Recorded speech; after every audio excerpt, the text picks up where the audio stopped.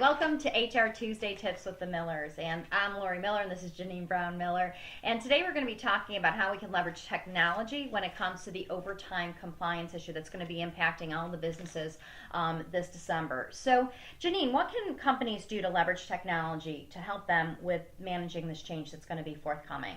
Well, the last series of videos, if you've been able to watch those, we talked about how progressively you can move to appropriate implementation of this regulation, and technology plays a huge role. So in order to leverage it, I talked a lot about the record keeping. That's going to be a key to this law and to compliance. So I just want to draw their attention to using better software. Since there's going to be a significant change from those exempt employees going to non-exempt, they're going to have to relearn how to really handle technology. So there's a couple things. In order to minimize the risk of liability for people working off the clock when you don't want them to, because remember, if you've watched those videos, all of that time is compensable. You're going to need to think about a few things. And if there's software out there now where you can actually have it on the phones, so that you can have an app that people can go right on and check in and off when you've asked them to work. There's also pop-up features that will remind them that if they sign on to the work computer, it's going to say, were you authorized to work?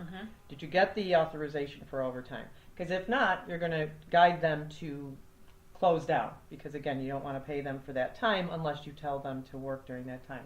This involves, again, writing your policies that we talked about. Make sure it's very clear as to what you expect for them. Provide the training we've talked about in the past. And just remember that the record keeping with timekeeping specifically for every really minute they work is what you're trying to look for when you're looking for software. So I do have clients that have changed over. It's very easy. They've actually developed policies where they're going to text an employee and say, urgent. That gives them a cue to go on, and they're online, and they're willing to pay them for that time they work. And then there's also the safest way, and that is simply to eliminate their access to technology.